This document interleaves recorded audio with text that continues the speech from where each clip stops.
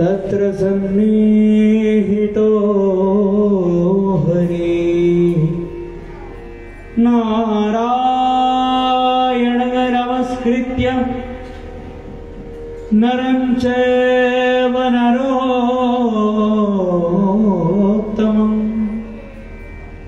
देवीं सरस्वतीं व्यासं ततो जयमुदीरये।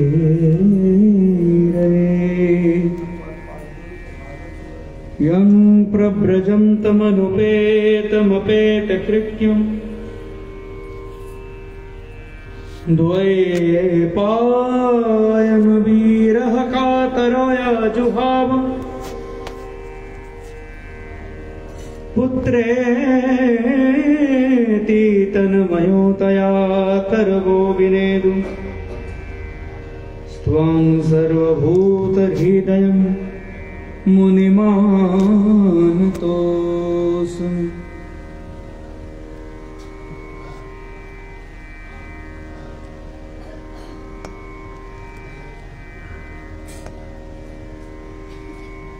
जय रूप सनातन भट्ट रघुनाथ श्री जीव गोपाल भट्ट दास रघुनाथ এই ছয় গোসাইয়ের করে মই চরণ বন্দন যাহা হইতে বিঘ্ন নাশ হয় ভীষ্ট পূরণ। ভক্ত গোষ্ঠী সহিতে আমার প্রাণ শ্রী গৌর গোবিন্দ জয় জয়। শুনিলে আমার প্রাণ গৌর গোবিন্দ কথা হৃদয় ভক্তি অবশ্য লভ্য হয়। শ্রূয়তাং শ্রূয়তাং নিত্যং গীয়তাং গীয়তাং মুদা चिंततां चिंततां भक्त्या श्री श्री गौर गोविंद कथामृतम्।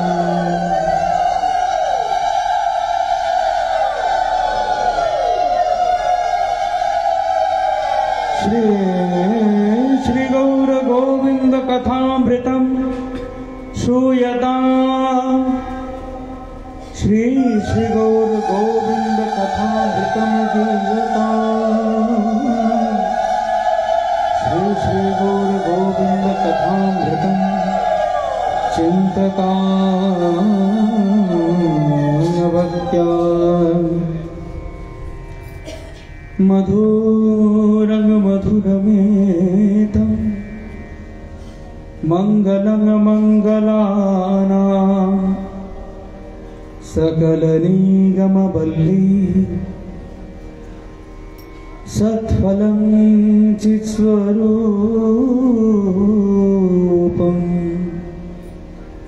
सकृदपि परिगीतं श्रद्धया हेलया वा। हे भृगुवर नरमात्रं तारयेत कृष्ण नाम। हे भृगुवर कृष्ण नाम नरमात्रं तारयेत। हे भृगुवर कृष्ण नाम नरमात्रं तारयेत। हे भृगुवर कृष्ण नाम नरमात्रं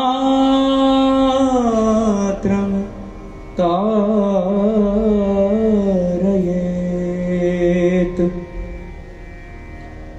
राधा कृष्ण प्रणय विप्रतिलादिनी शक्तेः अस्मादेकात्मानमपि भुवि देहगतं तौ चैतन्याख्यं प्रकटमधुना स्वाद्वैतचैकमप्तं राधा भावद्युति सुबलितं নৌমি কৃষ্ণ স্বরূপম।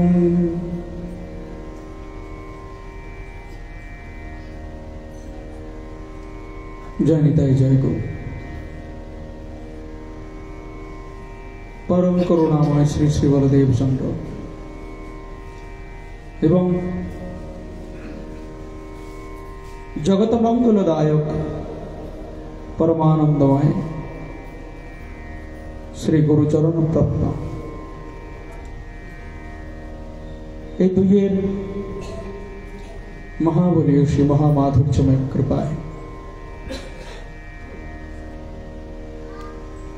আজ হরিবাসরীয় এই মহানন্দময় মহাপাবন ক্ষণময় ভূমিতে আমরা সমবেত হয়েছি হরিকথার এক সুমধুর কলতানে।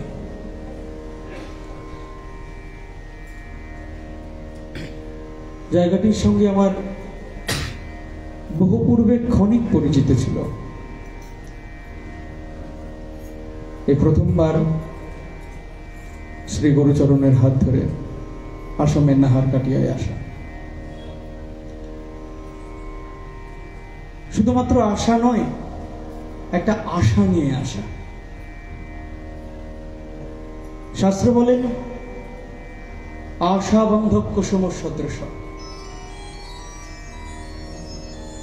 সমস্ত বন্ধন দৃঢ় মনে হয়, কঠিন মনে হয়, যন্ত্রণার মনে হয়, কিন্তু আশার বন্ধন অর্থাৎ অনুরাগের বন্ধন সবসময় শিথিল এবং কোমল মনে হয়।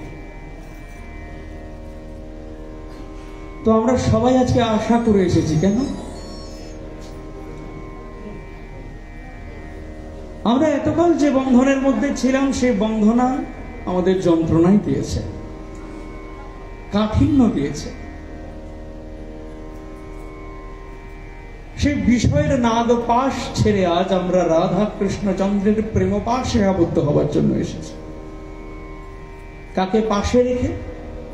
পরম করুণ শ্রী গুরুদেবকে পাশে রেখে। কারণ প্রথমে গুরুচরণ পাশ, তারপর কৃষ্ণচরণ পাশ। এই হলো আমাদের ক্ষুদ্র মনের ক্ষুদ্র আশ।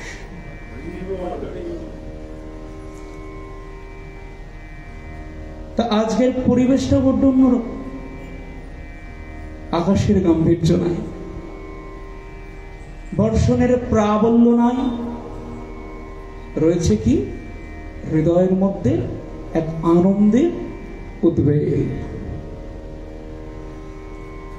কারণ আজ আকাশের সাথে সাথে আমরা আমাদের মনগুলোকে পরিষ্কার করে ফেলেছি। দুদিন ধরে আমরা গৌর কথা শ্রবণ করেছি। কৃষ্ণ বর্ণং কৃষা কৃষ্ণং সাঙ্গ পাঙ্গাস্ত পার্শ্বদ।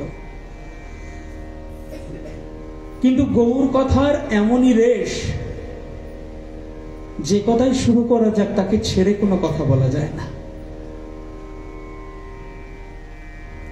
আর শাস্ত্র আরেকটা কথা বলেন জানেন তো, খুব চমৎকার কথা। মনুসংহিতা বলছেন येना सौ पितरौ याता येन याता पितामह तेन यायात सतांग मार्गं तेन गच्छन् नरिष्यते। বাংলা করলে কি দাঁড়ায়?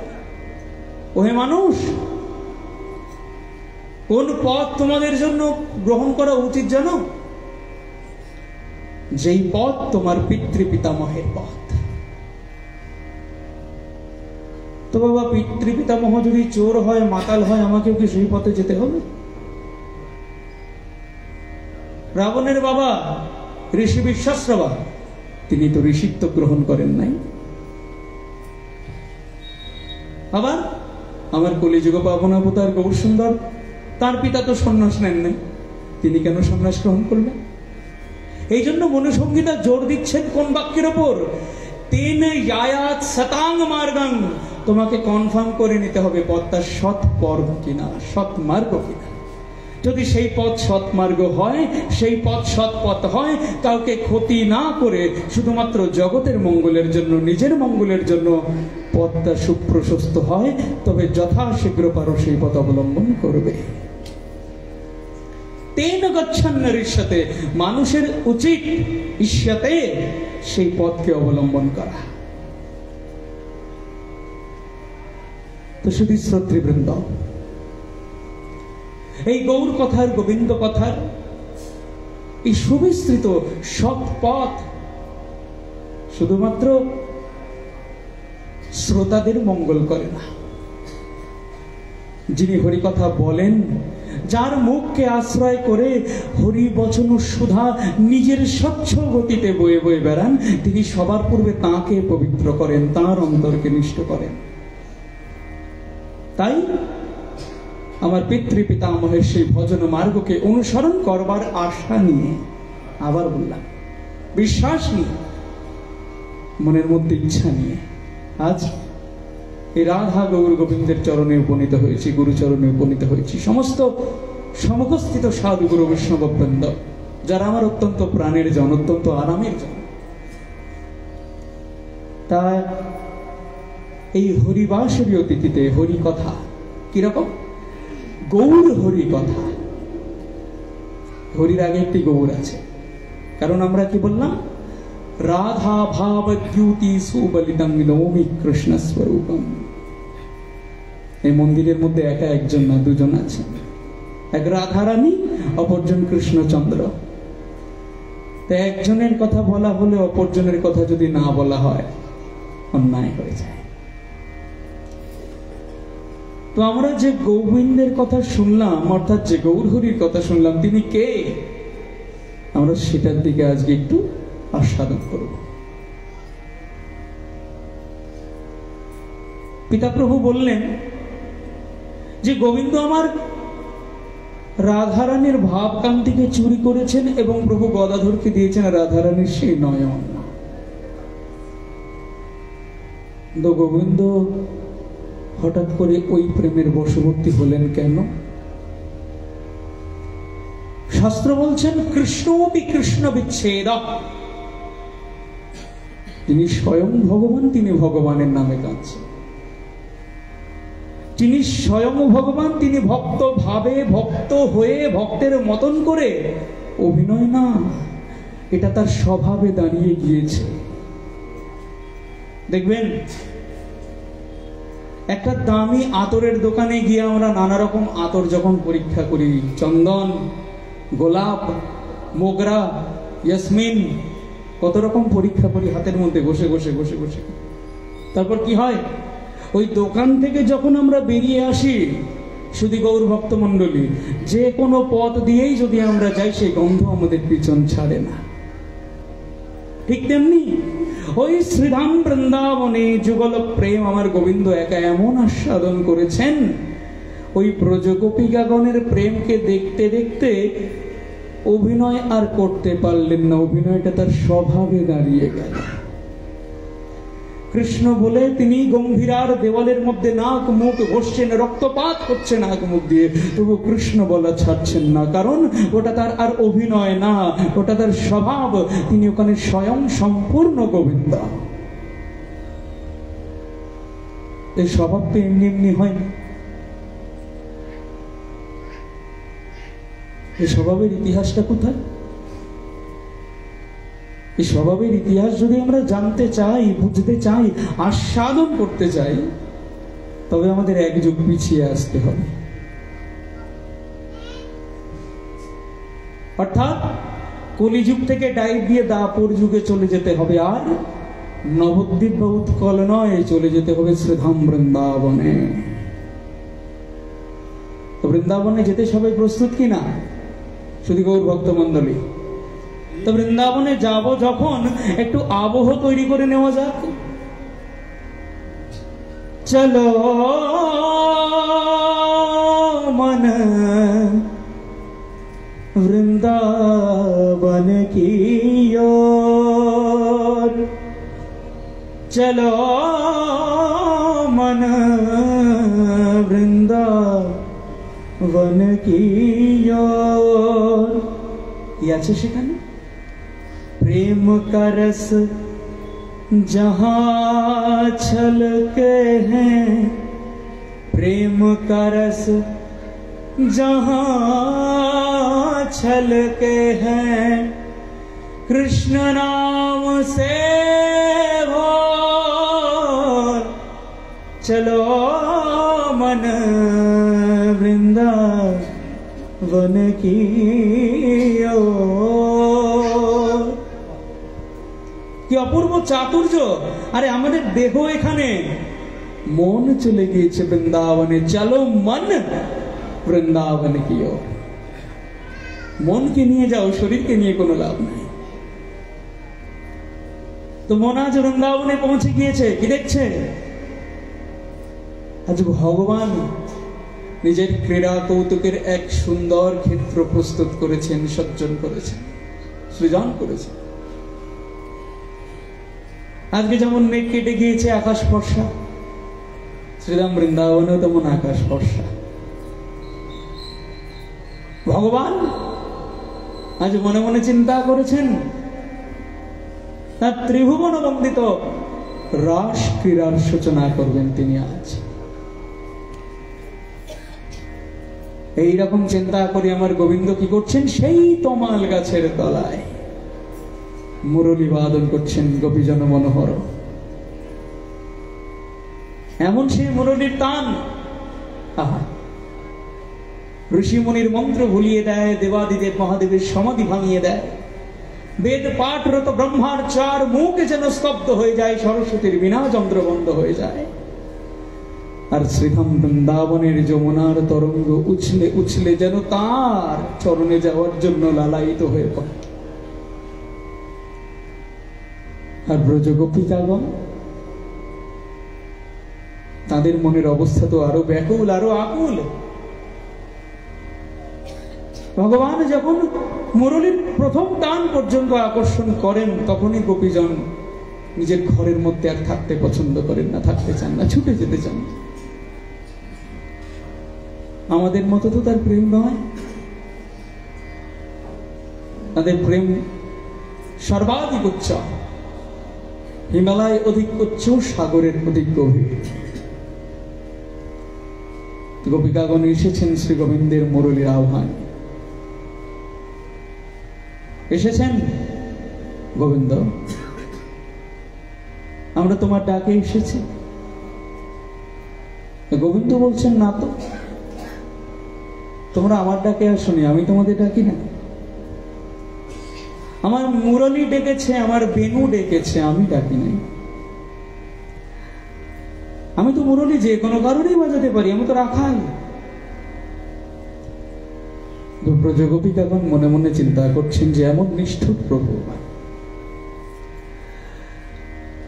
প্রেম আস্বাদন করবেন, প্রেম আস্বাদন করাবেন, কিন্তু যদি একটু ইংরেজিতে যাকে বলে লেগ পুলিং, প্রেমিকদের সঙ্গে একটু খুঁটিনাটি, একটু খুনসুটি না করলে যেন তার প্রেমের মাধুর্য আস্বাদন হয় না। তো যাই হোক, ভগবান আমার রাস আরম্ভ করলেন। রাস নৃত্যের সূচনা হলো। ব্রজগোপিকাগণের সম্মুখে নর্তন করছেন, ভগবান নর্তন করছেন। কিন্তু গোপিকাগণ দেখছেন ভগবান একাত, আর তারা অগণিত। সবার মনের মধ্যে বাসনা আমরা গোবিন্দ পাবো। ভাবো, মিষ্টি একটা, 10টা ছেলের সবাই যদি মনে করে যে আমি গোটা মিষ্টিটা পাবো, তাহলে সে কি গোটা মিষ্টি পেতে পারে? পারে না। কিন্তু এটা হলো জড়জাগতিক নিয়ম। ভাব রাজ্যের চিন্ময় জগতের নিয়ম সম্পূর্ণ আলাদা। ভগবানকে যখন সবাই মিলে পেতে ইচ্ছা করলেন, ভগবান, শাস্ত্র বলেন, একং সৎ বিপ্রা বহুধা বদন্তি, এক ভগবান অনেক হয়ে গোপিকাগণের সঙ্গে নর্তন করতে শুরু করলেন। সবার মনের বাসনা রাখবো, তবে তো আমার নাম ভক্তবৎসল। সবার মনের মধ্যে বাসনা গোবিন্দ পাবো, আর গোবিন্দের মনের মধ্যে বাসনা তিনি সবার হবেন। আমার নর্তন করতে করতে হঠাৎ ব্রজগোপিকাগণ মনে মনে চিন্তা করলেন, দেখো আমাদের মতো সৌভাগ্যশালিনী নারী আর জগতের মধ্যে কেউ নাই। কে আছেন যার জন্য ভগবান 1 থেকে 100 হয়ে যান? কে আছেন যার জন্য ভগবান এক থেকে বহু হন? মহাজন এই জন্যই বলেছেন যে গোবিন্দকে ভজনা করো। দেখো, কৃষ্ণ যদি মনে করে ব্রহ্মপদ দিতে পারে, হেন কৃষ্ণ তেজ কি কারণে? দেখো, যার মুখবদন ধ্যান করেন পঞ্চানন, তথাপি প্রত্যয় নাহি মনে। দেবাদিদেব মহাদেব থেকে চতুরানন ব্রহ্মা সবাই তাকে ধ্যান করছেন, কিন্তু কারুর কাছে ভগবান বহু হয়ে দেখা দেন নাই, কারুর সঙ্গে ভগবান নর্তন করেন নাই, কারুর সঙ্গে ভগবান সেই আনন্দটা করেন নাই যেই আনন্দের ভাগীদার আজ নিখিল ব্রজগোপিকাগণ হয়েছেন। তা কি হয়ে গেল? মনের মধ্যে অভিমান হয়ে গেল। আমাদের মতো সৌভাগ্যশালিনী এই জগতের মধ্যে আর কেউ নাই, কৃষ্ণ আমাদের। গোবিন্দ দেখছেন এই তো বিপদ। শুধু গৌর ভক্ত মণ্ডলী, স্কুলের মধ্যে কোনো কম মেধাবী ছাত্র ভুল করলে শিক্ষক বেশি কষ্ট পান না, যতটা ভুল করলে কষ্ট পান মেধাবী ছাত্র ভুল করে, তাই তো? মেধাবী ছাত্রের প্রতি, পড়াশোনা যারা ভালো করে তাদের প্রতি শিক্ষকদের একটা সফট কর্নার থাকে। আর ব্রজগোপিকাগণ যারা কিনা নিষ্কিঞ্চন প্রেমের একমাত্র দৃষ্টান্ত, দেবর্ষি নারদ ভক্তি সূত্রে প্রণয়ন করছেন ভগবানকে কিভাবে ভালোবাসবে জানো? যথা ব্রজ গোপিকানাম, ঠিক যেমনি ভাবে ব্রজের গোপগণ তাকে ভজনা করেছেন তেমন করে তাকে ভজনা করতে হবে। কে বলছেন? দেবর্ষি নারদ নিজের ভক্তি সূত্র গ্রন্থে। তো গোবিন্দ দেখছেন না, অভিমান আমি সইতে পারি না। যার হৃদয়ের মধ্যে অভিমান জন্মায় সে প্রেমের অধিকারী কখনো হতে পারে না। আর ব্রজগোপিকাগণ তোমরাই কি করলে? আমি আর তোমাদের সঙ্গে নর্তন করতে পারবো না। গোবিন্দ অন্তর্হিত হলেন। রাসের আনন্দ ক্ষেত্রে যেন হাহাকার অশ্রুধার বইতে লাগলো। এমন সচ্চিদানন্দ পরব্রহ্ম পরমেশ্বর, এমন আনন্দময় ধাম যদি নয়ন থেকে অচল হয়ে যায়, গোচর হয়ে যায়, কার ভালো লাগে? সবাই মিলে গোপিকাগণ ক্রন্দন করতে করতে আমার গোবিন্দকে খুঁজতে লাগলে। কিভাবে খুঁজছেন? চরণ চিহ্নকে অনুসরণ করে। চরণ চিহ্ন অনুসরণ করতে করতে গোবিন্দকে খুঁজছেন, আর মুখে গোবিন্দের বাণী। কেন? শাস্ত্র কি বলে জানো? শাস্ত্র স্বয়ং ভগবানের কথা। না হামে তিষ্ঠামি বৈকুণ্ঠে যোগিনাম চরিতেপি মদ্ভক্তা যত্র গায়ন্তি তত্র তিষ্ঠামি নারদ। অর্থাৎ নারদ, ভগবান বলছেন দেবর্ষি নারদকে, তুমি আমায় বৈকুণ্ঠে দেখো, আমি বৈকুণ্ঠে থাকি না। তুমি যোগীদের হৃদয়ের মধ্যে আমার সন্ধান করতে পারো, আমি সেখানেও থাকি না। আমি কোথায় থাকি জানো? মদ্ভক্তা যত্র গায়ন্তি তত্র তিষ্ঠামি নারদা। যেখানে আমার ভক্তগণ সমবেত হয়ে আমার গান করেন, আমাকে ভজনা করেন, অর্থাৎ আমাকে ডাকেন, আমি সেইখানেই ছুটে ছুটে চলে যাই। তত্র তিষ্ঠামি নারদ, আমি ওইখানেই থাকি, আর কোথাও থাকি না। তো আমার ব্রজগোপিকাগণ সবাই মিলে ওই ভগবানকে ডাকছেন, গোবিন্দ তুমি আমাদের নয়ন থেকে চলে গিয়েছো বটে, কিন্তু যেটা রয়েছে সেটা তোমার কথা। তব কথামৃতম তপ্ত জীবনম কবি বিড়িরিতম কলমশাপহম শ্রবণ মঙ্গলম শ্রীমুদাততা ভুবি গৃহণীতে বিরাজনা। হে গোবিন্দ, দর্শন দাও, দেখা দাও। তুমি জানো না তোমার বিরহে আমাদের কি অবস্থা হয়, তোমায় দেখতে না পেলে আমাদের কি অবস্থা হয়।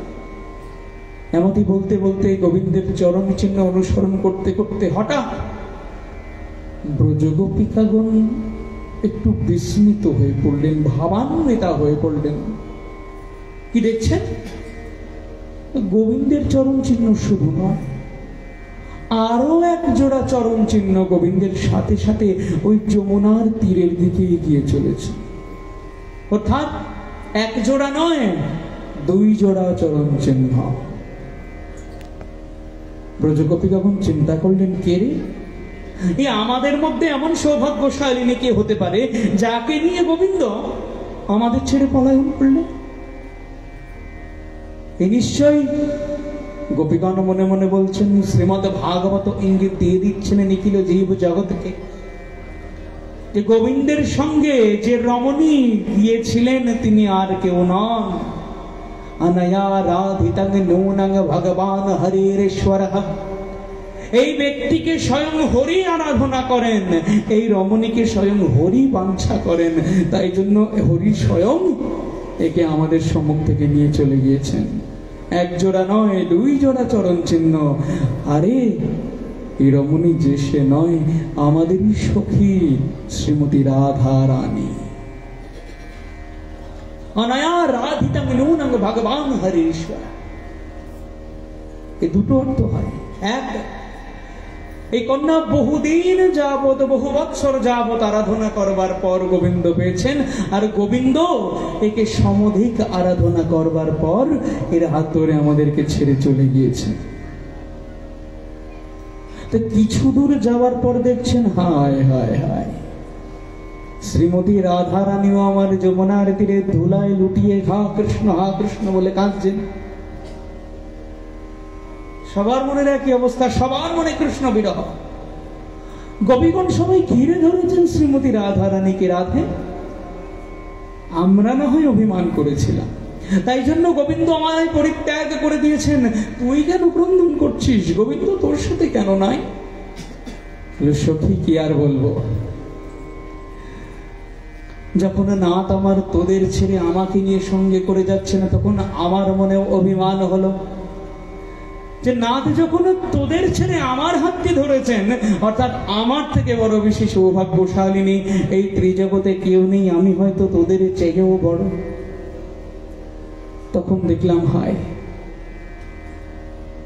যে নীল রতনমণি আমার হাতটি ধরেছিল, সেই হাতটি আর ধরা নাই তার। আমার চোখের সামনে থেকে তিনি চলে গিয়েছেন, তাই আমি ধুমনার ধুলায় পড়ে পুড়ে পুড়ে তাকে স্মরণ করতে করতে কাঁদছি। কাশী কাশী রমণ প্রশ্ন, ও রমণীর প্রিয়তম তুমি কোথায়? শাস্ত্র উল্লেখ করছেন, দাস শাস্ত্রে কৃপয়া মে সখে দর্শয় সন্নিধি। তুমি কি জানো না আমরা তোমার কে? তুমি কি জানো না তুমি আমাদের কে? তুমি আমাদের প্রভু, আমরা তোমার দাসী কিঙ্করী। দাস শাস্তে কিঙ্করী কারা? শাস্ত্র বলেন, কিঙ্কর শব্দের একটা ব্যাখ্যা আছে, কিং করোমি প্রভু প্রীতির অর্থে। প্রভুর প্রীতির জন্য আমি কি করতে পারি, প্রভু প্রীতির জন্য আমি কত দূর পর্যন্ত যেতে পারি, সদা সর্বদা এমন চিন্তা যার, তিনি কিঙ্কর বা কিঙ্করী, তিনি দাস বা দাসী। নিজের কোনো সুখ সুখ নয়, প্রভুর সুখে তার সুখ, প্রভুর দুঃখে তার দুঃখ। মনে পড়ে আপনাদের মহাবীর হনুমানজির কথা?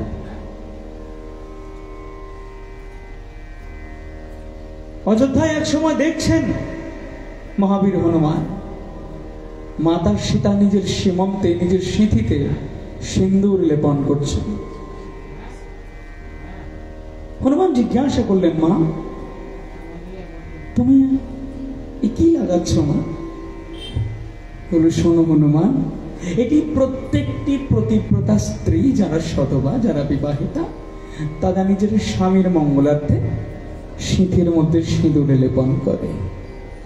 কেন?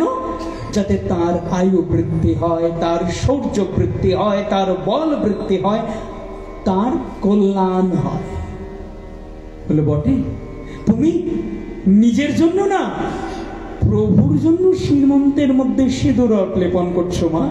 বলে হ্যাঁ, নিজের জন্য না, আমি প্রভুর জন্য সীমন্ত লেপন করছি। এবার শ্রীরামচন্দ্র রাজসভায় হনুমানজির প্রতীক্ষা করছেন। সারাটা দিন চলে গেল, হনুমানের দেখা নাই।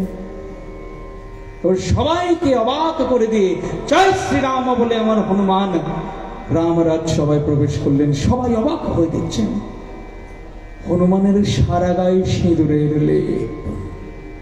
সবাই জিজ্ঞাসা করছেন, ও হনুমান, এ তোমার কি বিচিত্র বেশ? বলে, এটা আমার বিচিত্র বেশ নয় গো, আমি মা সীতাকে জিজ্ঞাসা করে জেনেছি যে তিনি সিঁথির মধ্যে সিঁদুর লেপন করেন স্বামীর মঙ্গলের জন্য, আমার প্রভুর মঙ্গলের জন্য।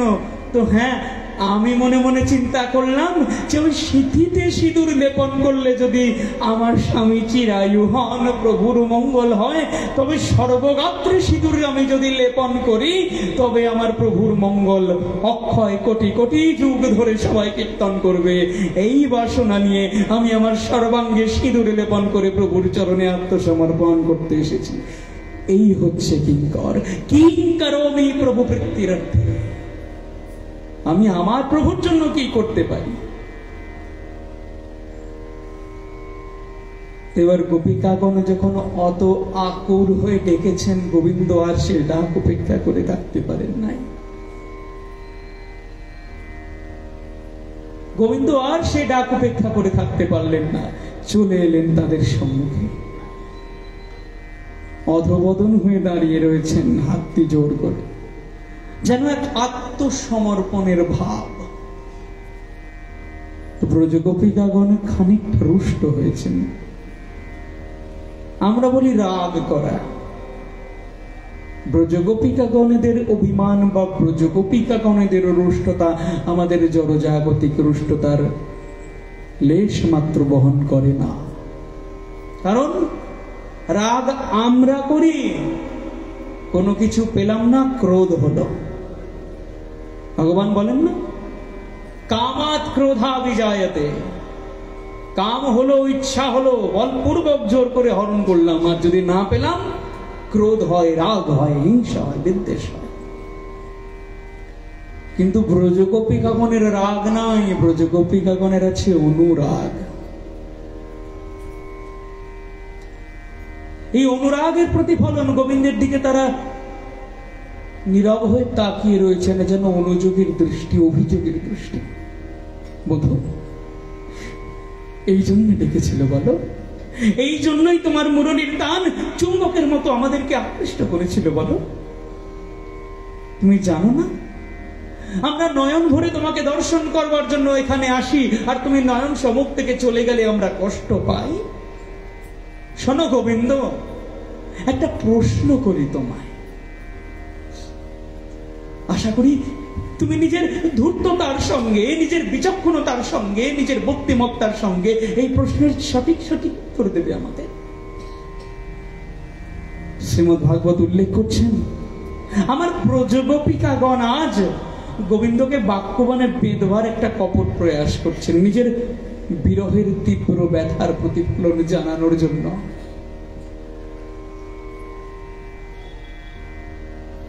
গোপিকাগণ বলছেন, ভজতো অনুভজন্তে এক এতদ বিপর্যয়ম নো ভয়াংশ ভজন্তন্যে এতন্ন ব্রূহি সাধু ভো। ভো অর্থাৎ ওহে নন্দনন্দন, একটা প্রশ্ন করি শোনো। এই জগতে তিন প্রকার ব্যক্তিকে দেখতে পাওয়া যায়। প্রথম, ভজন্তেন ভজন্তাশ্চ, অর্থাৎ তুমি ভালোবাসলে সেও তোমায় ভালোবাসবে। দ্বিতীয়, এতদ বিপর্যয়ম, অর্থাৎ তুমি ভালোবাসো কি বাসো না, কিন্তু সে তোমায় বিনিময়ে ভালোবাসা দিয়েই যাবে। তৃতীয়, নৌ উভয়াংশ, অর্থাৎ তুমি ভালোবাসলেও তোমাকে ঘৃণাই করবে, আর তুমি না ভালোবাসলেও তোমাকে ঘৃণা করবে, তার কিচ্ছু যায় আসে না। তা গোবিন্দ আমাদের প্রশ্ন, এই যে তিনটে বিভাগের কথা বললাম, এর মধ্যে তুমি কোনটা? বলো তুমি কোনটা? এবার বলো তুমি কোনটা? গোবিন্দ তো আমার রসিকেন্দ্র চূড়ামণি। তার প্রতিটি কথা, প্রতিটি অঙ্গভঙ্গি, প্রতিটি লীলা রসময়। তো তিনি কি চমৎকার চাতুর্যের সঙ্গে গোপিকাগণের এই প্রশ্নের উত্তর দিচ্ছেন। বলে শোনো শোনো, আগে বলি, যারা ভালোবাসলে ভালোবাসে তারা কিরকম, প্রথম থেকে যাব। কি বললেন প্রথমে? ভজন্তেন ভজন্তাংশ, অর্থাৎ তুমি ভালোবাসলে তবে সে তোমাকে ভালোবাসবে। আমরা মনে করবো বাহ, কত মহৎ, কত বিরাট, কত ভদ্রলোক, কত সাধু লোক, আমরা ভালোবাসলাম, সেও পরিবর্তে ভালোবাসা দিল। শুধু গৌর ভক্তবৃন্দ, একটি ছোট্ট দৃষ্টান্ত দিই আপনাদের কাছে। একজন লোক বাড়িতে বিরাট গৌশালা, সেই ব্রাহ্ম মুহূর্তে ঘুম থেকে উঠে নিয়ে চলে যায় এক বালতি জল নিয়ে আর এক আঁটি বিচুলি নিয়ে, কি গরুর গোবর পরিষ্কার করে, গরুকে স্নান করিয়ে দেয়, বিচুলি দিয়ে গা মেজে দেয়, ভালো বিচুলি কেটে আনে, চারা কেটে আনে, উপযুক্ত খাদ্যদ্রব্য দেয়, তার মধ্যে কিছু রোগ প্রতিরোধক ঔষধ পর্যন্ত দেয় যাতে গরুগুলো ভালো থাকে। তো আমরা দেখে মনে মনে চিন্তা করব, দেখো পারবা করতে? কত বড় গো সেবক, গোমাতার পূজারী, দিবারাত্র গো সেবা করে, না জানি কত পুণ্য করছে, সে স্বর্গে যাবে। একটু ছানবিন করলে দেখা যাবে লোকটা গরুকে কেন ভালোবাসছে জানেন? ওই লোকটা জাতিতে গোয়ালা, প্রত্যেক দিন গরুর থেকে কয়েক সের করে দুধ নিয়ে সে বাজারের মধ্যে বিক্রি করে, সেই দুধ বেচে ঘরের মধ্যে কিছু অর্থ আসে, সেই অর্থ দিয়ে সে গোদের সেবা করছে। একবার মনে মনে চিন্তা করুন, এই গাভী যদি বৃদ্ধ হয়ে যায় আর যদি দুধ দিতে না পারে, তখন কি আর তাদের গোশালায় জায়গা হয়? শুধু গৌর ভক্ত মন্ডলী, মনুষ্য জগতের দিকেই একবার দৃষ্টিপাত করে দেখুন। পিতামাতা ততক্ষণ পর্যন্ত ঘরের দরজার মধ্যে স্থান পায় যতক্ষণ তারা দিতে জানে। যেই তাদের দেওয়ার ক্ষমতা ফুরিয়ে যায়, তখন তাদের জায়গা হয় বৃদ্ধাশ্রমে।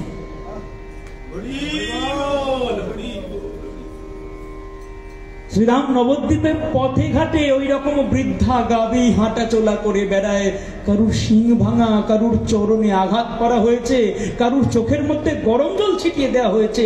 কেন? তারা অশক্ত। তো এই ভালোবাসার কোনো দাম আছে? আমাদের নবদ্বীপে একটা দোকান আছে জানেন, লন্ড্রির দোকান, গিভ অ্যান্ড টেক, পয়সা দাও কাপড় না।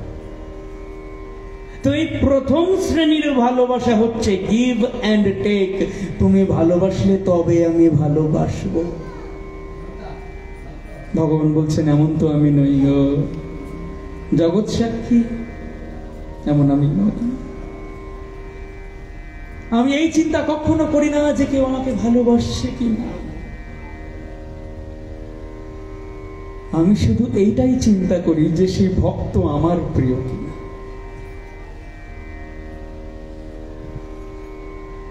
মনে পড়ে শ্রীমদ ভাগবতে স্বয়ং প্রহ্লাদ মহারাজ পর্যন্ত বলছেন যে প্রভু আশিসং ইয়া আশস্তে না সভিত্য সবাই বণিক, যারা তোমাকে পাওয়ার পরে, তোমার চরণ দর্শন করবার পরেও, আর তোমার ভজনার শক্তি নিজে হৃদয়ের মধ্যে আয়ত্ত করবার পরেও তোমার থেকে যদি কিছু চাইতে যায়, তবে তারা ব্যবসা করতে আসে, তারা ভক্তি করতে আসে না, ভজন করতে আসে না। আমরা ব্যবসা করি, ভজন কোথায় করি? বৈদিক যুগে চলে যান। শুধু গৌর ভক্ত মন্ডলী, আমাদের যারা যারা এই গৌড়ীয় মতাবলম্বী তাদেরকে কত না কথা বলা হয় কেন জানেন? কারণ আমরা ভগবানকে চাই, ভগবানের থেকে কিছু চাই না। ঋগ্বেদে স্পষ্ট উল্লেখ করে বলছেন, রয়িং নোদত্তা ভীষণম সুবীরম, ওহে দেব, ওহে নিরাকার পরব্রহ্ম, তুমি আমাকে লক্ষ লক্ষ বীর সন্তান দাও। তারা কি করবে? আমাকে শশাগোরা পৃথিবীর অধিপতি বানাতে সাহায্য করবে। মায়ের কাছে চাই, রূপম দেহি জয়ম দেহি যশো দেহি বিশোচহি। রূপ, কোন রূপ? যে রূপ আগুনে গলে না সেই রূপ চাইতে পারবে? যে রূপ বার্ধক্যে কখনো বিকৃতি জাগে না সেই রূপ চাইতে পারবে? যেই যশ নিন্দার কালিমালিপ্ত হলেও কখনো মুছে যেতে পারে না সেই যশ চাইতে পারবে? যেই জয় তোমার মৃত্যুর পর আর সেই জয় পরাজয়ের কোনো দাম থাকবে না সেই জয় চাইতে পারবে? আমরা শুধু ব্যবসা করতে চেয়েছি না। সভৃত্য সবাই বণিক। ভৃত্য কে? যে আমার গৌর হরির শিক্ষাষ্টকমের এই একটা শ্লোক মনের মধ্যে ধারণ করতে পারে, মামা জন্মনি জন্মনীশ্বরে ভবতাৎ ভক্তি রহিতুকি ত্বয়ি। কিচ্ছু চাই না তোমার কাছ থেকে, নাথিং। তোমার থেকে নয়, আমি তোমাকে চাই। শুধু গৌর ভক্ত মন্ডলী, এই হচ্ছে চাওয়া আর ভালোবাসার তফাৎ। মায়ের থেকে, স্বামীর থেকে কিছু চাওয়া আর মাকে স্বামীকে চাওয়া, দুটোর মধ্যে তফাৎ আছে। তাই প্রথম শ্রেণীর ব্যক্তি কখনো প্রেমিক হতে পারে না, তারা বণিক। সেকেন্ড, একং এতদ বিপর্যয়ম, অর্থাৎ তুমি তাকে ভালোবাসো কিংবা না বাসো তার কিচ্ছু যায় আসে না, সে প্রাণ উজাড় করে ভালোবাসা দেবে তোমায়। তারা কে? জড়জাগতিক দৃষ্টান্ত দিয়ে যদি বিচার করে দেখতে চাও তাহলে তারা পিতা মাতা, আর যদি পারমার্থিক দৃষ্টিভঙ্গি দিয়ে বিচার করে দেখতে চাও তাহলে তারা নিখিল জগতের সাধু গুরু বৈষ্ণবগণ। কেন বললাম এই কথা? মনে পড়ে আপনাদের আমার নামাচার্য হরিদাস ঠাকুর মশাইয়ের কথা। শুধুমাত্র তিনি নাম করেন বলে তাকে কি কি রকম ভাবে অত্যাচার করা হয়েছিল চৈতন্য চরিতামৃত, চৈতন্য ভাগবতের সাক্ষী। আমরা ভুলে গিয়েছি এমন মহামানবের মহান ত্যাগের কথা, যিনি ভগবানের নিত্য সিদ্ধ পার্ষদ। ভগবান যার ভজনের কাছে পর্যন্ত নতি স্বীকার করেন, বর্ষতা স্বীকার করেন, যার দেহ কোলে নিয়ে নর্তন করেন, পরিণাম হরিদাসের তনু প্রভু কোলেতে উঠাইয়া অঙ্গনে নাচেন প্রভু প্রেমাবিষ্ট হইয়া। হ্যাঁ গো প্রভু, ওই দেহের মধ্যে কি আছে যা তুমি কোলে করে নর্তন করছো? শুধু গৌর ভক্ত মন্ডলী, আমরা ভগবানের কোন প্রসাদী বালা বা প্রসাদী অঙ্গবস্ত্র পেলে মাথার মধ্যে ধারণ করি না কেন? সামান্য তো একটা মালা, সামান্য তো একটা বস্ত্র। বস্ত্র সামান্য নয়, এতক্ষণ ধরে যে ভগবানের অঙ্গের সঙ্গে লিপ্ত হয়েছিল, সেই ভগবানের কৃপা, সেই ভগবানের করুণা, সেই ভগবানের ভালোবাসা সেই মালা বা সেই বস্ত্রের সঙ্গে লিপ্ত হয়ে আছে। তার জন্য আমরা মালা বা বস্ত্রকেও মাথায় করে রাখি। যেই দেহ ধারণ করে আমার নামাচার্য হরিদাস ঠাকুর ভজন করতে এসেছিলেন, ভজন করতে করতে করতে করতে করতে করতে সেই ভজনের কৃপা তার সর্বদেহের মধ্যে লিপ্ত হয়ে আছে বলে আজ নামাচার্য হরিদাস ঠাকুরের দেহ নিয়ে আমার মহাপ্রভু জগতের মাঝখানে দেখাচ্ছেন সিদ্ধ ভক্তের দেহেরও দাম আছে।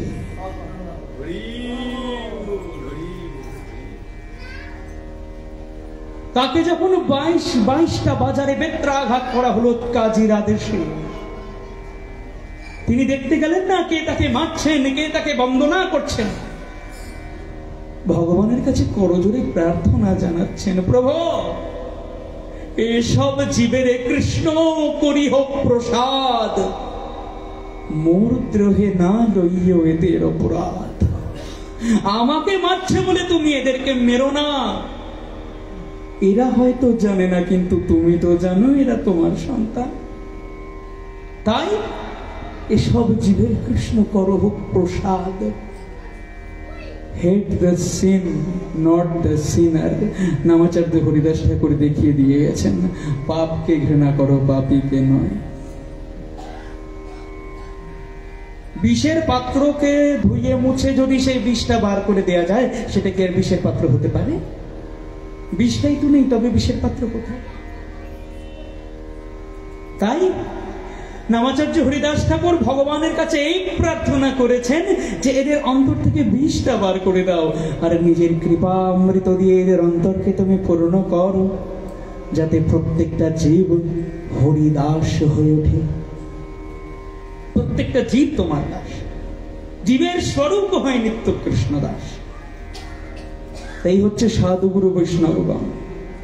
তুমি তাদেরকে যতই আঘাত করো, তুমি তাদেরকে যতই কটু কথা বলো, ওনারা কখনো নিন্দামন্দ গায়ে মাখেন না। কেন? তুলসীদাসজির একটা কথা আছে, একটা দোহা আছে, তারা কেন বেকার বেকার মিছিমিছি কারুর সঙ্গে ঝগড়া করতে যাবেন? তারা তো আর তোমাদের মতো নয়নে বসনো বাঁধে আঘাতে বসে বসে কাঁদে না।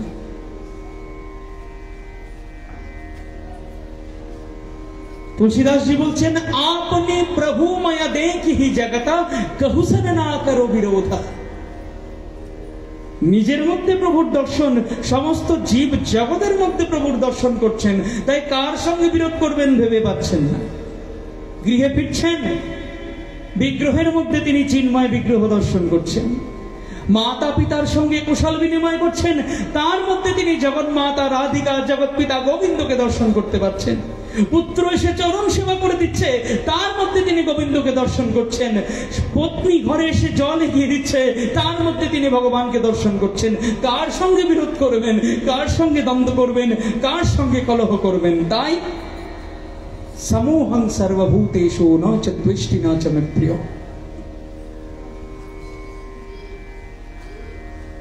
যিনি ভগবান, তিনিও যেমন শত্রু মিত্রে বিভেদ করবেন না, যিনি সাধু তিনিও তেমন শত্রু মিত্রে ভেদ করবেন না। ভগবানের কাছে যেমন সবাই তার সন্তান, সাধুর কাছেও তেমন সবাই ভগবানের সন্তান।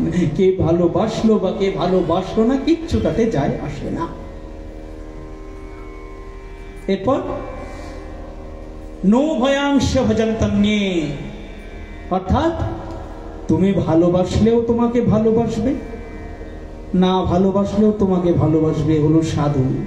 আর তুমি ভালোবাসলেও তোমায় ভালোবাসবে না, আর না ভালোবাসলে তো কথাই নেই। তো ভগবান এদের আবার চার ভাগে বিভক্ত করেছেন, তৃতীয় শ্রেণীর ব্যক্তিদের। কি কি বলছেন? আত্মারাম, আপ্যকাম, অকৃতজ্ঞ এবং গুরুদ্রোহী। চার ভাগ বিভক্ত। প্রথম বলছেন আত্মারাম, অর্থাৎ সহজ যে সর্বাবস্থায় সুখী। আত্মারামস্য মনয়ো নো কার্যমে পবিত্রতে, যে নিজেকে নিয়ে সুখী থাকে, তার অপর কোনো কাজ করবার দরকার পড়ে না। হিন্দিতে একটা কথা আছে, यो प्राप्त है वही पर्याप्त है। যেটা পেয়েছি ওই নিয়েই আমি খুশি থাকবো, অন্য কোনো কিছু পাওয়ার আশা আমি করব না। এ হচ্ছে আত্মারাম। ভেতরে ভেতরে সদা রমণ, হাস্যবদন, স্মিতবদন, আনন্দ। রমণ কথার অর্থ আনন্দ। দ্বিতীয় আপ্তকাম, অর্থাৎ একজন জলপূর্ণ বালতি, একজন জল শূন্য বালতি। ওর চাহিদা কখনো মেটানো যাবে না। সর্বদা মনের মধ্যে কামনার চিন্তা, সর্বদা মনে হয় আরো চাই, আরো চাই, আরো চাই। আমার বিশ্বকবি রবীন্দ্রনাথ ঠাকুরের 2 বিঘা জমি কবিতার দুটো লাইন। এই জগতে কারা ওই রকম প্রবৃত্তির জানো? এই জগতে হায় সেই বেশি চায়, আছে যার ভুরি ভুরি, রাজার হস্ত করে সমস্ত কাঙালের ধন চুরি। আপ্তকাম, রাজারা কি করে? নিজের সাম্রাজ্য নেই, অন্যের সাম্রাজ্যকে দখল করতে চললাম। শশা গোটা পৃথিবীর আমি একচ্ছত্র অধিপতি হব, তা তো হওয়া সম্ভব নয়। আর যদি তুমি বন্দী হও, যদি তুমি নিহত হও, তবে তো তোমার সব গেল। এ আমরা চিন্তা করি না। তাই ভগবান খুব সাবধান করেছেন, নজাতু কামঃ কামানাম উপভোগেন সাম্যতে। শোনো অর্জুন, তোমার হৃদয় যদি হয় অগ্নিকুণ্ড, তবে কামনা হচ্ছে ঘি। তুমি যতই ঢালবে ততই অগ্নি বাড়বে, শান্ত হবে না। তাই এই কামনার আগুনকে জল ঢেলে শান্ত করতে হবে। সেই জলটা কিসের জল জানো?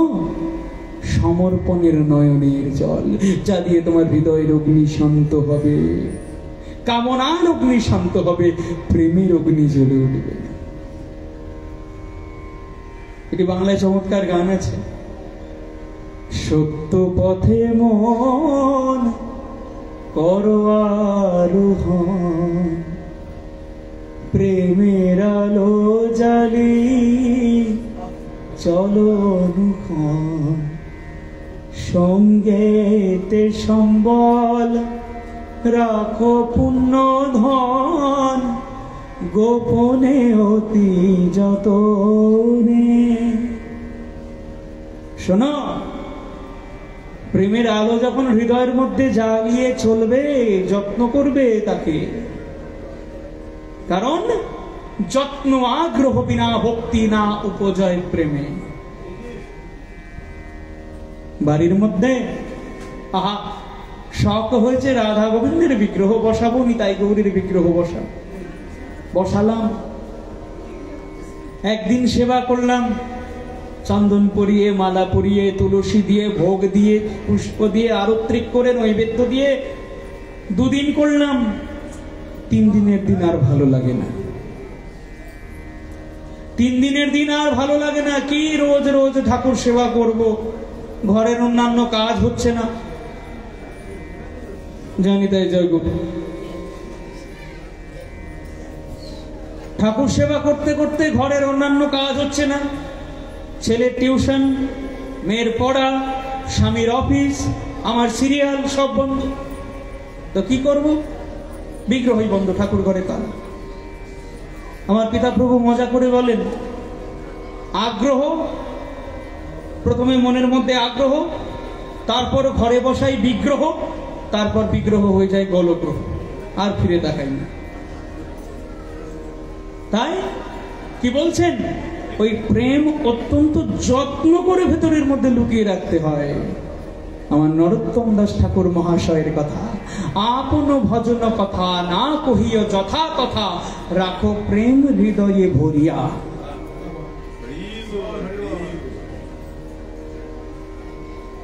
তো এবার আবার ফিরে আসি ব্রজ গোপিকাগণের কথায়। তাদের নালিশ এখনো শেষ হয়নি। শেষ পর্যন্ত কি হবে জানতে হবে। তো গোবিন্দকে বলছেন, শোনো, এই 3টের মধ্যে তোমরা কোনটা? তুমি কোনটা বলো তো? আমার তো মনে হয় তুমি এইটা অকৃতজ্ঞ। আমরা তোমাকে এত ভালোবাসলাম, তাও তুমি আমাদেরকে কাঁদিয়ে চলে গেলে, তুমি তো অকৃতজ্ঞ। গোবিন্দ বলছেন, আমার তো একটা জিনিস বলাই হয়নি, গুরুদ্রোহী। একটা পরীক্ষা নিচ্ছিলাম কিন্তু। চতুর্থকে গুরুদ্রোহী, একই রকম। কারা কারা গুরুদ্রোহী?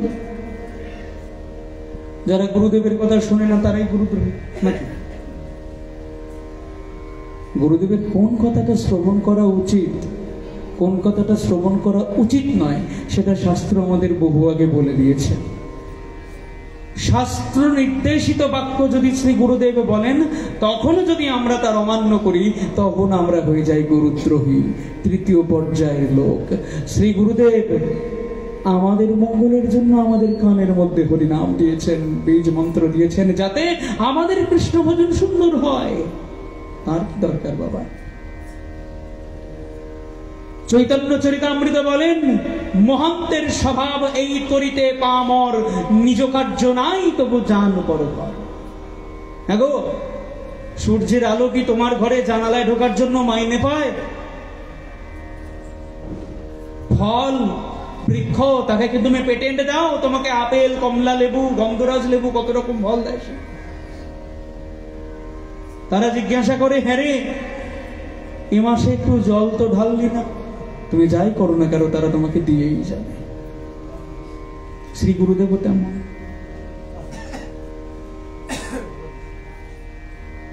আমরা বুঝতেই পারি না যে তিনি আমাদের যেটা দিচ্ছেন সেটা কর্ণের মধ্যে দেয়া হবার কি প্রয়োজন আছে।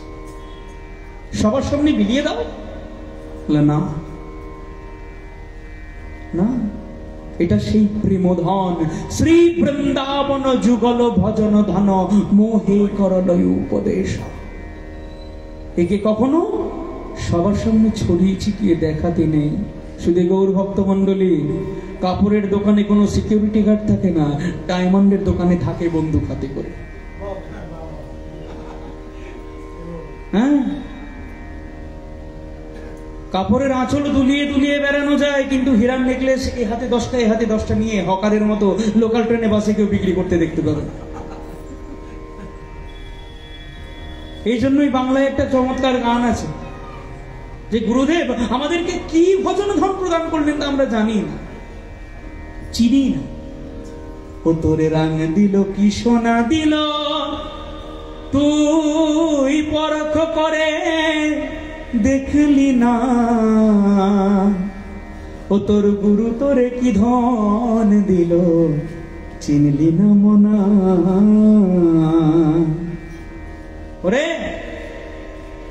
তুই সোনা দানা কেনবার সময় ভালো করে ঘষে ঘষে দেখে নিস এটা খাঁটি, এটা কিনবো, এটা নকল, এটা নেব না। কাপড়, টার্টেলের শার্ট 14 বার করে ট্রায়াল দিচ্ছি। গুচির পারফিউম হাতে মাখছি, কানে মাখছি, দেখে নিচ্ছি গন্ধ আছে কিনা। কেন? নিতে ভালো লেগেছে, এটার মর্ম বুঝি। কিন্তু শ্রী গুরুদেব আমাদের কি ভজন ধন প্রদান করলেন সেটা আমরা জানি না, চিনলি না। তুই চিনলি না যে ওটা তামা না ওটা সোনা, ওটা মূল্যবান না মূল্যহীন, তো তুই মন্ত্র নিয়ে করবি কি? তো আমরা চিনলাম না, যে চিনেছেন তার কাছ থেকে শুনুন। কে চিনেছেন?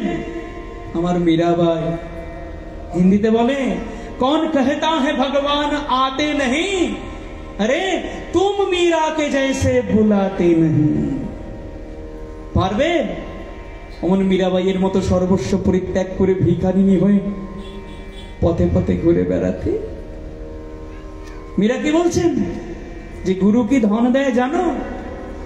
খরচ না খুটে চোর না লুটে, खर्च न कूटे चोर न लूटे, दिन दिन बढ़त सवायो पायो जी मैंने राम रतन धन पायो। ওরে এখন তো সবকিছুর চোর হয়। আগে টাকা পয়সার চোর হতো, গয়নাগাটির চোর হতো, এখন চুরি করে লেখো বিদ্যা অর্জন করতে শেখে। করোনা তার প্রমাণ দিয়ে দিয়েছে। হোম সেন্টারে বসে ওপেন বুকে এক্সাম হচ্ছে। বিদ্যা চুরি হলো কি হলো না? কিন্তু মীরাবাই বলছেন এ খরচ না খুঁটে, খরচ করলে কমবে না। চোর না লুটে, এমন জিনিস আমি মনে করে রেখেছি আমার ঘর আমি কখনো তালা দেই না। কেন? যা আছে সব গ্রন্থ, চোরে তো চুরি করবেই না। চোর না লুটে আর দিন দিন বাড়ত সবায়ও, এমন ব্যাংক ওই হরিনাম তুমি যত রেখে দেবে তত বাড়বে, যত রেখে দেবে তত বাড়বে। কাউকে দিয়ে দাও আরো বাড়বে। চোরকে দিলে চোর পর্যন্ত চুরি করা ছেড়ে দেবে, বলবে अभी चित चोर के पास जाना है, अभी अब चोरी नहीं करना है। যে আমার চিত্তকে চুরি করেছে আমি তার কাছে যাব, এই জগৎ সংসারে আমি চুরি করে মার খেয়ে বেড়াবো না। এই হচ্ছে সেই সুদুর্লভ প্রেমধন। তো আমার গোবিন্দ বলছেন আমি তোমাদের এই প্রেমধনটা কত বেশি আছে তোমাদের সিন্ধুকে সেটা দেখবার জন্য চলে গিয়েছিলাম। বললো বটে? বললো হ্যাঁ ওমা তুমি তো জানোই। কি বলছেন আমার গোবিন্দ? বলছেন যে নাহং তু সখ্যে ভজতোপি জন্তন, আমি তোমাদেরকে কষ্ট দেওয়ার জন্য দূরে চলে যায়নি। তবে কেন গিয়েছো? বলছে যথা আধানো লব্ধধনে বিনষ্টে তচ্চিন্তয়া নানৃত নবেদা। শোনো, জগতে যারা গরিব তাদের মনে যত কষ্ট, যারা ধনী থেকে গরিব হয়েছে তাদের কষ্ট শতগুণে বেশি। কেন? যারা দরিদ্র তাদের কাছে কিছু নাই, যাওয়ার ভয় নাই, আর যারা ধনী প্রত্যেকটা মুহূর্তে চলে যাওয়ার ভয় আছে। তা জানো, যার ঘর থেকে ধান চুরি হয়ে যায় সে কতটা আকুলি বিকিলি করে। সামনে খাবার রাখা, খাবারের দিকে তার চিন্তা নেই, কোথায় গেল আমার ব্যাংকে জমানো 2 লাখ টাকার চেক সেটা দেখবো। আহার নাই, নিদ্রা নেই, স্নান নাই, গাড়ি নাই, কাচারি নাই, নিজের জ্বর হয়েছে 104 ডিগ্রি সেই বোধও নাই। কি বলছেন? চিন্তায়া নিবৃত নাবেদ। আরে তার ধনের চিন্তা করতে করতে খাবার দাবার, জীবন জীবিকা সমস্ত কিছুর চিন্তা ভুলে যায়। আমি জগৎকে দেখাতে চেয়েছিলাম যে কৃষ্ণ প্রেমধন পেতে গেলে এমন ভাবেই খুঁজে বেড়াতে হবে, নইলে প্রেমধনের অধিকারী হতে তুমি পারবে না। খাওয়ার চিন্তার কোনো বোধ তাদের থাকে না। কার? এই সাধু গুরু বৈষ্ণবদের। কে বলেন? আমার মহাজন বলছেন, কৃষ্ণ নাম অমৃত বিনে ভক্ত খায় যদি অন্ন পানে, তবু ভক্তের দুর্বল জীবন। ও বাবা, এ কেমন কথা? খাবার দিচ্ছি, জল দিচ্ছি, তবুও শরীরের মধ্যে পুষ্টি নাই, তুষ্টি নাই, শরীর কৃশ হয়ে যাচ্ছে। কেন? একটি গল্প বলি আপনাদের, সেই গাভীর গল্প। তবে গোশালার গাভী না, একটা মাত্র গাভী। তা কি হয়েছে? গ্রামে এক গোয়ালার গরু মারা গিয়েছে সন্তান জন্ম দিয়ে সাথে সাথে। তো গাভীটিকে কবর টবর দিয়ে তার মনের মধ্যে এখন চিন্তা, ছোট্ট বাছুরটার কি হবে, ছোট্ট বাছুরটার কি হবে? সে তো না খেতে পেয়ে মারা যাবে। তাকে দুধ দরকার দেওয়ার জন্য সে কি করবে? তার ঘরে অন্য একটা গাভী ছিল, সেই গাভীটার কাছে ঠেলে ঠেলে বাছুরটাকে পাঠিয়ে দিয়েছে। বাছুর যাবে না, কিন্তু তাও জোর করে পাঠিয়ে দিয়েছে। তো পাঠিয়ে দেওয়ার দিন 7-10 পরে দেখে, ও বাবা রে বাবা, বাছুর যেমন শরীর স্বাস্থ্য ছিল তার উন্নতি হওয়ার বদলে আরো অবনতি হয়েছে। শোকা রোগা হাড় দেখা যাচ্ছে, লিকলিকে সর্বাঙ্গ কালো হয়ে গিয়েছে। কি ব্যাপার? কোন রোগ বাসা বাঁধলো নাকি? গ্রামের মধ্যে তৎকালীন যুগে পাওয়া যেত গোবর্ধি, গাভীর চিকিৎসা। তো বাছুরের কাছে নিয়ে গিয়েছে গাভীকে, গোবর্ধীর কাছে নিয়ে গিয়েছে বাছুরটিকে। গিয়ে দেখছেন, দেখুন তো, বলুন তো কি সমস্যা হয়েছে? বলে, দেখো এই শরীরের মধ্যে কোনো রোগ ব্যাধি নাই। বলে, তাহলে এরকম রোগা হয়ে যাচ্ছে কেন? আমি তো রোজ একে দুধ খাওয়াতে পাঠাই। বলে, হ্যাঁ, ব্যাপার কি জানো, এর মা যখন একে দুধ খাওয়াতো তখন কাছে ডেকে লেজ দিয়ে সর্বাঙ্গ আদর করে ভুলিয়ে দিত, জিভ দিয়ে মাথাটা চেটে দিত। এখন যে গাভীর কাছে পাঠাচ্ছ সেই মা তো ওকে তেমন আদর দেয় না, তা সেই অনাদরের প্রতিফলন হিসেবে তার শরীরটা রোগা হয়ে গিয়েছে। সাধুগুরু বৈষ্ণবের কাছে আমার গোবিন্দ তেমন গাভীর আদরের মতো। তাকে যতই যারো জাগুদে খাবার দাও, দুধ দাও, ওই গোবিন্দের কৃপালে যদি তাদের না জোটে, তাদের শরীর কৃশ হয়ে যায়, তাদের জীবিত থাকার কোনো ইচ্ছা হয় না। এই জন্য বলেন, তবু ভক্তের দুর্বল জীবন। কেন? আমরা তো ভক্ত, আমরা জীব। জীব কারা জানো? আমার শ্রীজীব গোস্বামী পাদ তত্ত্ব সন্দর্ভে কলম দিয়েছেন। কি বলছেন? ইয়ৎ তটস্থস্তু চিদ্রূপম স্বসংবেদ্যাত বিনির্গতম রঞ্জিতং গুণরাগেন সজীব ইতি কথ্যতে। কি বলছেন? তটস্থ শক্তি কে? জীব। কার? সচ্চিদানন্দময় ভগবান। ভগবান বলছেন, মমৈবং সজীব লোকে জীবভূত সনাতন।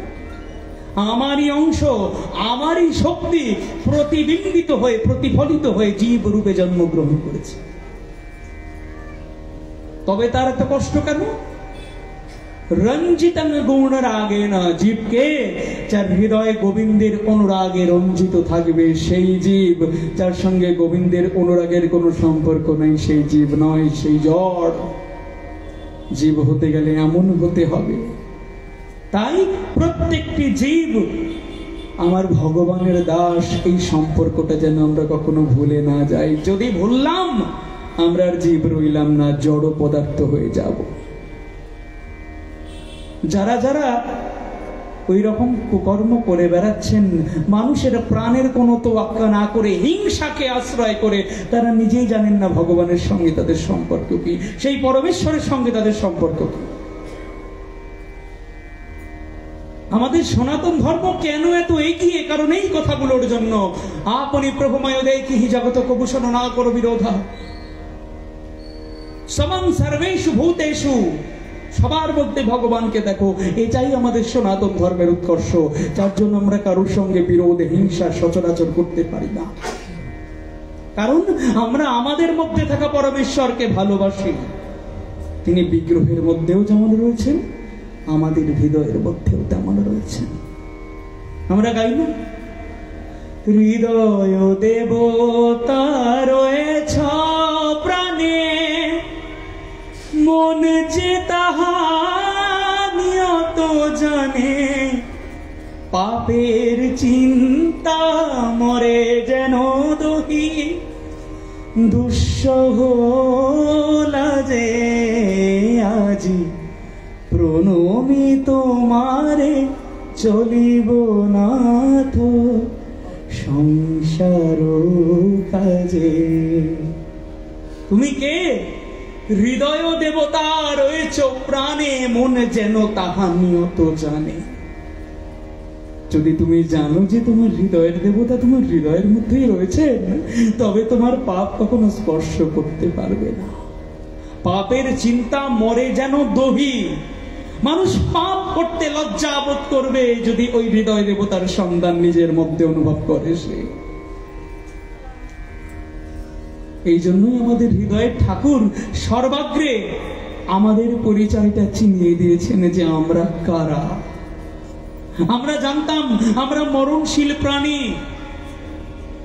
আমাদের ইচ্ছা কি? চিরকাল বেঁচে থাকবো। মনে পড়ে আপনাদের মহাভারতে বনপর্বে বকরূপী ধর্মরাজ যুধিষ্ঠিরকে প্রশ্ন করছেন, বলো এই পৃথিবীর মধ্যে সব থেকে আশ্চর্য বস্তু কোনটা? যুধিষ্ঠির কি উত্তর দিচ্ছে? আহনি আহনি ভূতানি গচ্ছন্তি হিমালয়ম, শেষাঃ স্থাবরম ইচ্ছন্তি কিমাশ্চর্যম অতঃপরম। আশ্চর্য এটাই যে এই পৃথিবীর মধ্যে অগণিত জীবজনী প্রত্যেক দিন মৃত্যুর পথে গমন করে, তবু মানুষ মনে করে আমি চিরকাল পৃথিবীতে দেহ নিয়ে বেঁচে থাকবো। এই ভাবনাটাই তো সব থেকে আশ্চর্য ভাবনা।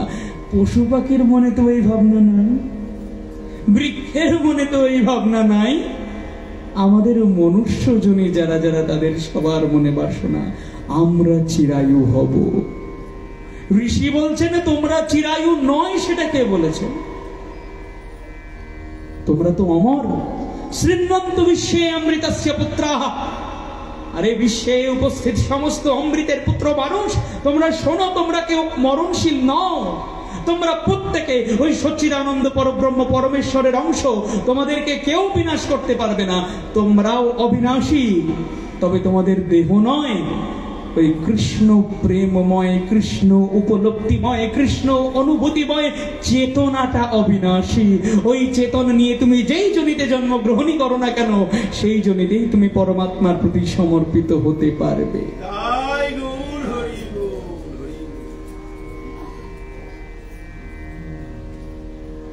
যেই জনিতেই আমরা ভগবানকে চিন্তা করি কেন? কারণ ইয়দ ভাব তদ ভাবিতা। মরণকালেও অজামিলে যদি নারায়ণ বলে বিষ্ণু লোকে যেতে পারে, তবে নিত্য নিরন্তর কৃষ্ণকে ভাবতে ভাবতে, কৃষ্ণ কথা শুনতে শুনতে, কৃষ্ণ কীর্তন করতে করতে, ভক্ত সঙ্গ করতে করতে আমাদের চিত্তের কি খানিকটুকু পরিবর্তন হবে না? নিশ্চয়ই হবে। চাইলেও হবে, নাই চাইলেও হবে। তাই শুধু গৌর ভক্ত মন্ডলী, এই হচ্ছে আমার শ্রীধাম বৃন্দাবনের প্রেমের স্বরূপ, যেই প্রেমের বশীভূত স্বয়ং ভগবান, যেই প্রেমধন, এর গুরুত্ব আমরা কেউ বুঝি না, ভগবান কৃপা করে বোঝাতে চাইছেন। এবার ব্যাপার হলো, ব্রজগোপিকাগণ এখনো সন্তুষ্ট হয় না। হন নাই কেন? হন নাই, প্রাণের বস্তু প্রাণ থেকে দূরে চলে গেলে কি তোমার কষ্ট হবে না? তো তাহলে গোবিন্দ, তুমি বোধহয় এটা প্রমাণিত করতে চাও যে আমাদের প্রেমের মধ্যে খাদ রয়েছে। তুমি তো তেমনই, যে তোমাকে যে ভজনা করে তার প্রেমের পরীক্ষা নেওয়ার জন্য তুমি বারংবার তার সঙ্গে এইরকম কাজটি করো, নয়ন থেকে দূরে চলে যাও, দূরে চলে গিয়ে তাকে কষ্ট দাও। সে আবার যখন আকুল হয়ে প্রাণ ছেড়ে তোমাকে কীর্তন করে ডাকে, তখন তুমি তার কাছে আসো। মনে পড়ে আপনাদের বিল্লমঙ্গল ঠাকুরের কথা, তিনি প্রমাণ দেখিয়ে দিয়েছেন। এই যে আমরা বললাম হৃদয় দেবতা রয়েছে প্রাণে, তিনি আমাদের হৃদয় দেবতা কি করে হলেন? আমার বিল্লমঙ্গল ঠাকুর দৃষ্টান্ত। অন্ধ বিল্লমঙ্গল ঠাকুর নিজের পারমার্থিক চক্ষু খুলে যাওয়ার পর, জাগতিক নয় পারমার্থিক চক্ষু খুলে যাওয়ার পর, নিমিলিত হবার পর শ্রীধাম বৃন্দাবনের পথে ছুটে ছুটে চলেছেন গোবিন্দ দর্শন করবার জন্য, গোবিন্দ প্রেম আস্বাদন করবার জন্য ছুটে ছুটে চলেছেন। কিন্তু অন্ধ, দেখতে পাচ্ছেন না। রাস্তার মধ্যে কোনো বন্ধুর কর্কশ পাথর এলে তাকে হোঁচট খেয়ে পড়ে যাচ্ছেন, রক্তপাত হচ্ছে, শরীরে আঘাত লাগছে, তবু কৃষ্ণ নাম কৃষ্ণ কীর্তন করতে করতে ছুটে যাচ্ছেন। শ্রী গৌর ভক্ত মন্ডলী, আমাদের শ্রীমদ্ ভাগবত সাক্ষী, ভক্তের পরিশ্রম দেখে ভগবানের হৃদয় গলবেই গলবে। তো ভক্তবৎসল ভগবান বিল্লমঙ্গল ঠাকুরের ওই ব্যথা দেখে আর সইতে পারলেন না। মনে মনে চিন্তন করলেন, তুমি নিত্য নিরন্তর আমার চিন্তন করছো বিল্লমঙ্গল, আমি তোমার হাত ধরে তোমাকে বৃন্দাবনে নিয়ে যাব। এবার যেই মাত্র বিল্লমঙ্গল ঠাকুর অনুভব করেছেন তার হাত ধরে কেউ নিয়ে যাচ্ছেন, শুধু গৌর ভক্ত মন্ডলী, একটা সদ্যজাত শিশুকে যেমন বলে দিতে হয় না এটা তোমার মা, একজন ভক্তকেও বলে দিতে হয় না এটা তোমার ভগবান। তার আনন্দের অনুভব বলে দেয় যে সে তার কে হয়। বিল্লমঙ্গল ঠাকুরের মুখে আর কথা নাই, আনন্দ, আনন্দের তরঙ্গ তার শরীর, তার আত্মা, তার মন জুড়ে এমন উদ্বেল হয়ে উঠেছে, তার জিহ্বা অচল হয়ে উঠেছে। কৃষ্ণ বলতে পারছেন না, তিনি কৃষ্ণ উচ্চারণ করতে পারছেন না, গোবিন্দ উচ্চারণ করতে পারছেন না, কারণ ভগবান হাত ধরে আছেন। তো ভগবান দেখছেন এই কি, তো ডাক শুনে আমি এলাম, আর যেই আমি এলাম অমনি আমাকে ডাকা ভুলে গেলি, হাত ছেড়ে দিই। যেই হাত ছেড়ে দিয়েছেন, আবার উচ্চস্বরে হা কৃষ্ণ, হা গোবিন্দ, হা প্রাণনাথ চিৎকার করছেন।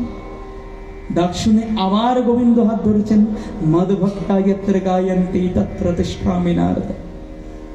তো এমন করতে করতে বিল্লমঙ্গল ঠাকুর এক সময় চলা থামিয়ে দিয়েছেন, বারবার গোবিন্দ হাত ছেড়ে চলে যাচ্ছেন, আবার বারবার বিল্লমঙ্গল ঠাকুর ডেকে ডেকে তাকে হাতটা ধরতে বাধ্য করছেন।